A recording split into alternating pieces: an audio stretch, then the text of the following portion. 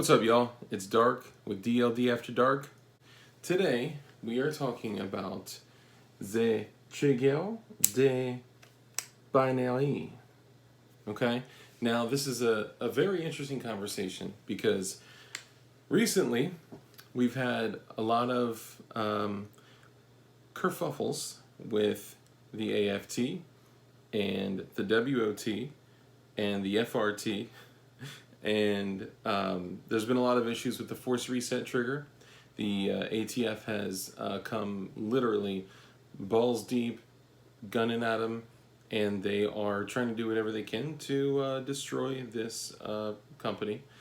And a lot of people have said, okay, if the ATF is coming after the force reset trigger and they are calling it a machine gun, even though the trigger resets, even though by definition it is not a machine gun, then what's next? If they're able to get this ruling along with the braces, along with the, receivers and reclassification of receivers and 80%ers and all that stuff, then what could they do with binary triggers?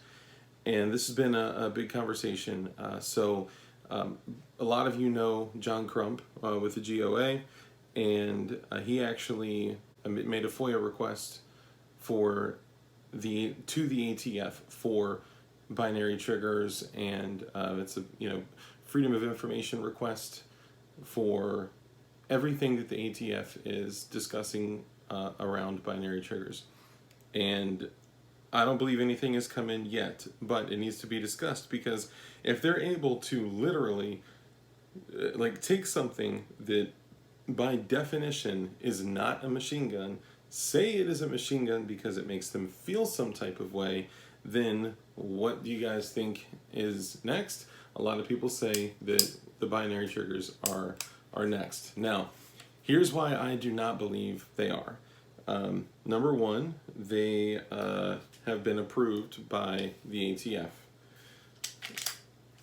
Number two is kind of a joke here, but number one, they've been approved by the ATF. Number two, they by definition are not a machine gun. There is one function of the firearm per function of the trigger. The trigger is here. Let's just do it together, y'all. Actually, all the important information is on the other side, so let's let's do it this way. So, as you'll see, it is indeed clear for all you safety sallies, as they say it. So, you have a, this one's a Fostech Echo trigger, the original, not the stupid sport trigger. So you have safe, semi, and binary, okay? In safe, it functions as such. In semi, now this is the one with the updated springs, so it's tits, okay? Literally, you could breathe on this thing and it'll go off. I mean, it's still a very disciplined trigger pull, but then on binary, you pull, it goes bang, round cycles, ejects, and then the bolt pushes a new one in the chamber, and then you release, right? Now, it has to be a very deliberate release. If you just kind of very gently release off the trigger, it's not going to give you the results that you want. And a lot of people, when I see them, a lot of people, they try to pull it as fast as they can, and they outrun the gun, and it's not effective. What you want to do is actually number one, get as much time behind the gun as possible. And when you're firing, you actually kind of find a slow cadence to, because you're going boom, boom, boom, boom, boom, boom, boom, boom, boom, boom, boom. So, you got to kind of, time it out.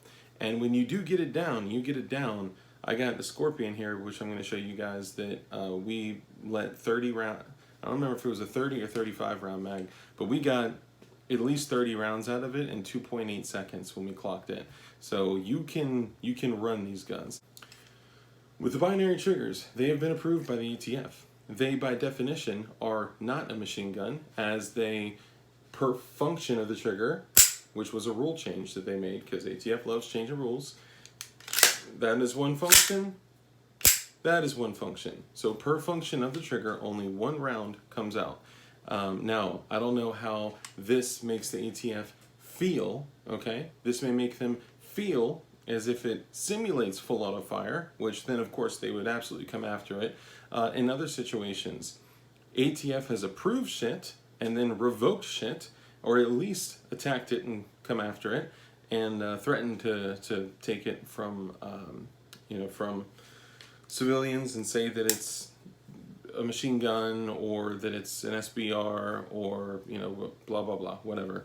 So we're not, you are never going to be certain that the ATF is not going to take something from you, us, whatever you want, whatever you want to say, because there will always be like literal situations where the ATF has said, yeah, that's cool, you can take that, no problem, go ahead, use it, shoulder it even, oh, actually, we had a meeting and the whole brace thing, oh, you shouldn't do that. Shouldering, nah, you shouldn't shoulder it. I know we said yes, but now we're gonna say no.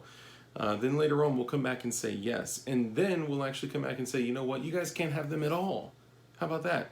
Here's a report card and a grading system that you have to use for every single, like, fuck off, dude. Now, before everyone starts, like, blowing me up for this, this AR pistol firearm is 27.5 inches with the mount for the suppressor pinned and welded on there. 27.5 inches from the buffer to the muzzle. So when everyone starts going crazy over the vertical grip on this, you can stop. So the binary triggers are excellent. At first I was kind of against it, kind of thinking along the same kind of thought process of like slide fire stocks and bump fires back in the day. Like, that's totally against my training, my thought process, my like motor skills that I've been drilling in my head for God knows how long. Why in the world would I change it? And then I got time behind them, and it was just a game changer. So if you guys are curious about binary triggers, I'm typically not the guy to go spend $300, $400, $500 on a trigger, but this is the most fun that you can have with your pants on. I mean, it's nuts. Now, some people are reported to have some challenges with binary triggers, and we're going to go over that. So this, for those of you that haven't seen it, I'm switching optics right now, so don't judge me for not having a super cool tactical red dot on this, but this is my Scorpion pistol with the tail hook. Obviously you can see that it was handmade by Iron Man, and the binary trigger on this is of course safe, semi-binary, and the way that it works is very similar to the LWRC blower with the Echo trigger that I just showed you, where it is in safe, it works as such, semi works as it's supposed to, and then binary, once go boom, release, go boom. Everyone knows that if you want to cancel a shot, you can cancel a shot, or just fire it in a safe direction and practice and train with your firearms. That way you don't have an issue. Now, with binary triggers, a lot of people have reported some challenges, mostly with youth shooters, female shooters, and people that own Starbucks rewards cards. Aside from that, most people enjoy them. So if you fall into any three of those categories, then you're probably not going to like them. But hey, again, to each his own. You got to make your own decision on what you're going to run on your guns. I highly recommend them. They are a blast, and get them while you can. Now, personally, I don't have a force reset trigger. I don't, and by the time the FRT and stuff like that had come out, I had already made a considerable investment into binary triggers. Do we know what's going to happen with them? No. Will the ATF come through with the FOIA, and will we learn more about what they may be doing truthfully? We gonna see. But if you have any questions about the binary triggers, I'd love to get some actual like like live trigger time behind these on video for you guys. If you are interested in seeing some range time with both of these, let me know. I'd say from a standpoint of like Dark's Armory, these two are definitely two of my go-to. That's why they both stay with the cans on them, and they both get, I'd say, the majority of my my range time recently over the last couple of years has been focused on these two and my primary handguns, and of course my CCW, EDC, whatever you want to call it.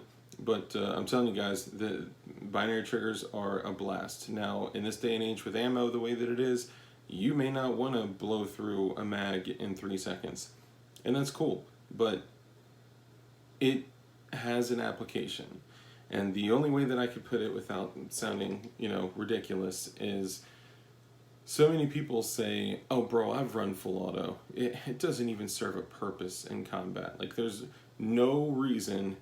I was in so-and-so sandbox for so-and-so years, and I never even flipped the switch to full auto. And that's cool. Like, again, to each their own.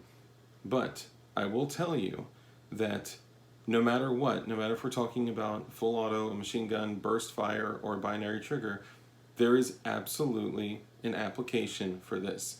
You can keep heads down if you need to. You can dump 4 rounds center mass in a quarter of a second if you need to, or 6 rounds, or it just gives you more violence of action, more fire down range. And whether you're using it for cover fire, or making some peeps put their heads down, or if you're super close range and you want to put 10 rounds in a thread very quickly, there are real applications for this. Now, just like anything else, you have to train, practice, get as many rounds through it in this condition as possible. One thing I thought of is, do binary triggers have a shelf life? Like, are these gonna wear out? Like, my factory Scorpion trigger probably would not wear out or have any issues.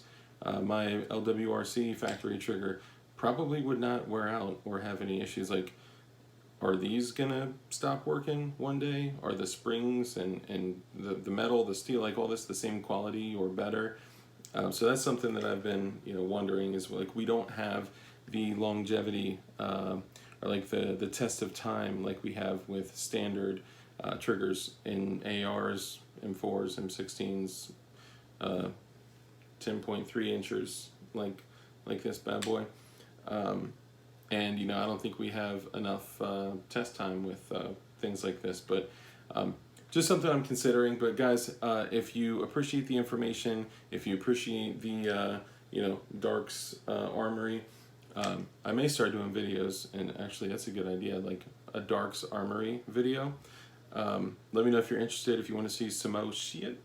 And yeah, please, if you're new to the channel, like, subscribe, share, and make sure we can get our information out there. We just did a live stream last night with our boy Dirt McGirt, and we were literally talking about soil, how to grow food, become as self-sustainable as possible, and it's a great episode, so check it out. So thank you guys for stopping by, and I'll see you soon. Peace.